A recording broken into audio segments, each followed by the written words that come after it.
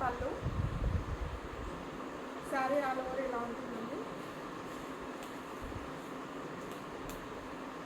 మనకి blouse part వచ్చేసి ఇలా వస్తుంది, బార్డర్ కూడా వస్తుంది.